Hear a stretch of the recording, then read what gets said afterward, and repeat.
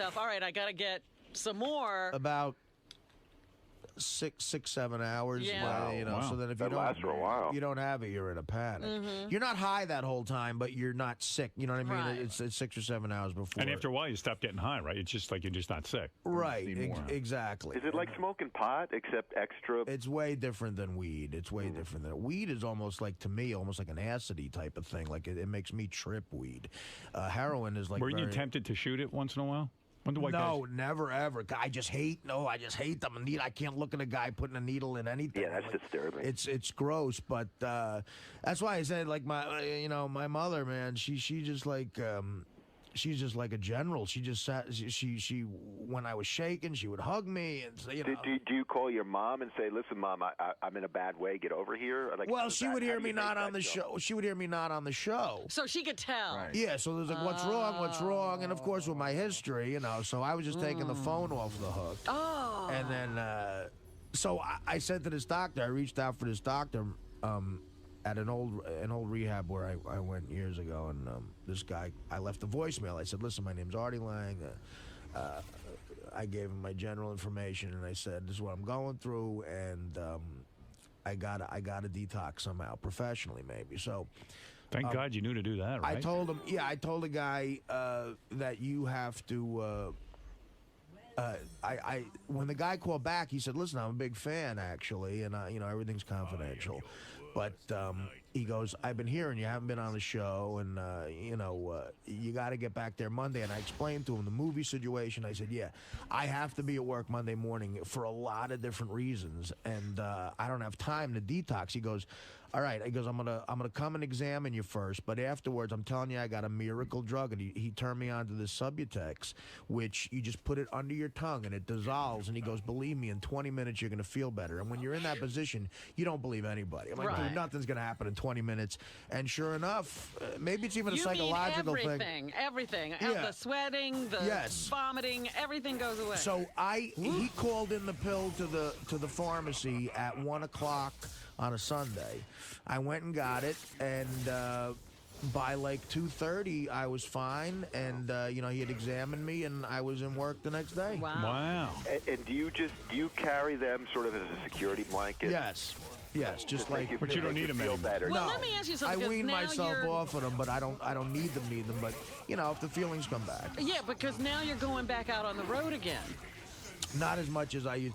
The stress of shooting this film was an extraordinary thing, and I hope the reviewers realize that. Yeah, how dare they? Really? But well, you guys liked it. That's all I care about. No, I love it. No, but so it just was and the road just blows, and Right, but that's why I'm saying that, because now you're doing you said you're going back out again a little bit. It's a different kind of thing. Yeah. I mean, again, I got my. He said you'll be fine. And see, the difference between me and this poor kid we had in here today was, like, I had the greatest job in the world to go back to, and a career, that I'd worked hard for. I love what I do. I have a passion for my career. There's a lot of drug addicts who don't have that. So I had a reason to stay clean. Right. You know what I mean? So I go, all I need is that pill to get normal again, and I'll be back in the game. And obviously, I want to do what I'm doing, so I'm staying clean. It sucks when you don't have a passion in your life. Well, yeah, he's a 21-year-old kid who's getting his cock sucked for money. Oh, he's God. in bad shape. That's just like, and then I had money, in the old days when I was doing blow in the city and stuff, you didn't have any money. And yeah, that's sort of a regulator. Right, exactly. Yeah, you can kill yourself with the kind of money you got. I had unlimited cash. Yeah. I'm glad only in the sense that you told your story because maybe to inspire somebody out there. No, anybody who's going through that, if you have something you want to get back to in life, I'm telling you, go get this Subutex. It's a miracle, and but the key is once you get on it and you get straight, be productive. Get out there and do shit, because then psychologically, you'll get back into it. It sounds like they should be handing this drug out on the streets to these people. Well, it's very expensive. Very expensive. And it's not only that. I mean, if they're not willing to clean up, they're just going to feel better and then probably just go out and do heroin. Yeah, that's the problem with that kid. He's never started a life. That's right. All right. I don't know if you remember. You remember when I got back to work that day? You guys, you suspected who knows what was going on, because every depression I've gone through has been because because of drugs. Right. As a shrink told me, he goes, look, you're not clinically depressed. You've come off drugs and you get depressed. Right. So that's what you're going through, and you were cool about the whole thing. You guys were like, you know, do you want to go through what happened? I'd love to hear that day on the air. Actually, for the 23,000 hours it takes, my first day back.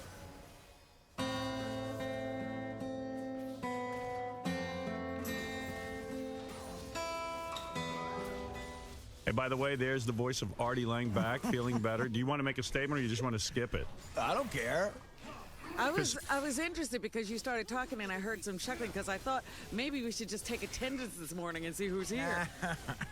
Hey, you know, because, I mean, if I get one more call that Artie's a drug addict and needs to get back into a drug program, Right. my head's going to explode. Here's a guy already first call of the morning, Kyle. There you go. Hey, what's up, man?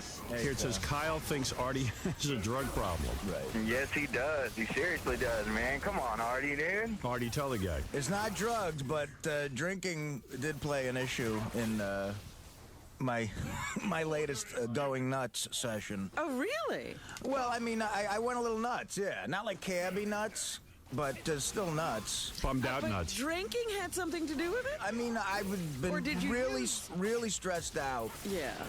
And to the point where I was getting like physically ill, and you know, I was drinking on the road a lot, and that spilled over into the week a little bit. Oh. But you've been drinking for 4 years straight, and you haven't missed any days, and then you're starting to miss all these days. Man, come on. It caught up with him. Honestly, not during the week. I mean, I know people think that, but I would just sort of binge drink on the weekends. Oh, so you're a weekend man. You know, that's what I became, but I used to drink all the time. So what, I mean, when you I say... mean, to be totally honest with you, yeah, booze had a little bit to do with it. No, but I meant when you say it encroached on the week, how did it encroach? Well, you know, when I got back off the road from Chicago or a plane ride where I was like stressed out, I would have a drink on a Sunday while I was watching the game. Yeah. Which I never did in the last like 3.5 years. And then that sort of led into getting lit on a Sunday night, and then, you know, I would just do the same thing And on a then Monday. not being here on a Monday Like morning. self-medicating, yeah. I see. Okay. Yeah. So, no, sorry. And I really got like really, really out of it. Like really, really out of it. It's really hard just to drink on the weekends.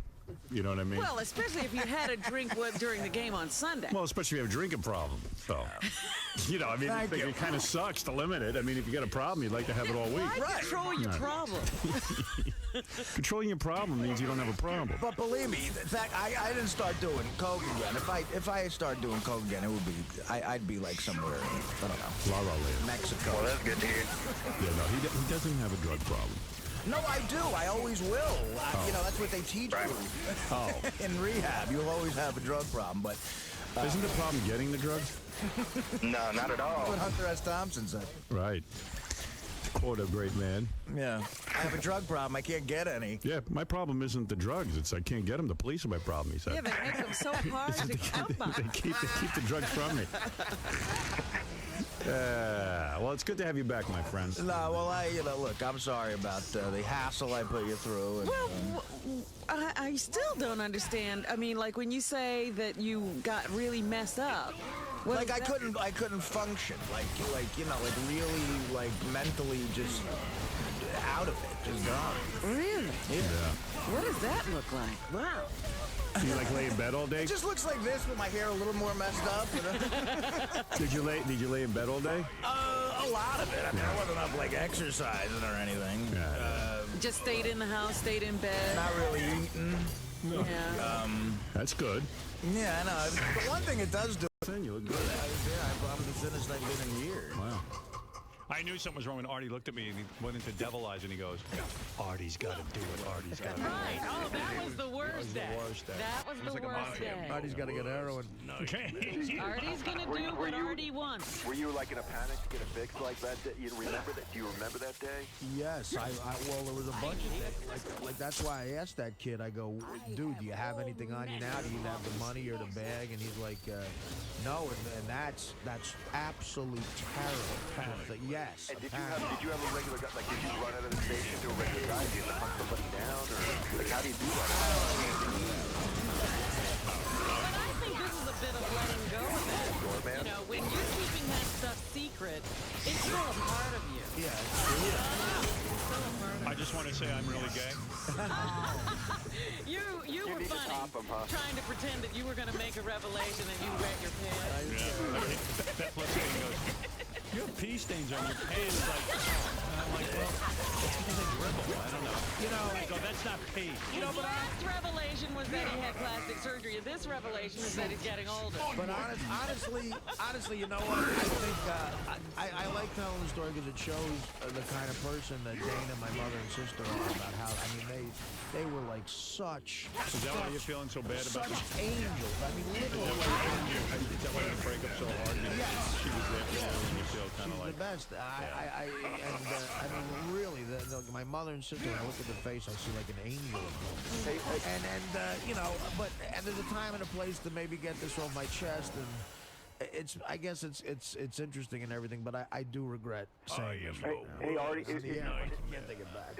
one last quick question. Is that what, I mean, you sort of said that made you and Dana break up, but like she helped you through it, and was it like, hey, if you don't get some help so this doesn't happen again, I don't, you know, like, He doesn't understand how she's not here now that yeah, she took you through that, so why did you I ended this, Ralph, because I don't think I can make it work. I think I'll torture her for the rest of her He's life. doing her the favor.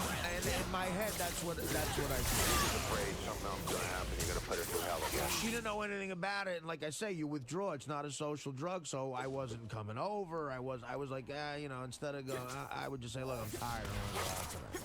And you know, it would be just sitting at home, you know, with a cigarette, and and that's the other thing. You nod off and your fucking cigarette. You right, you almost burn yourself out. You light your whole house on fire.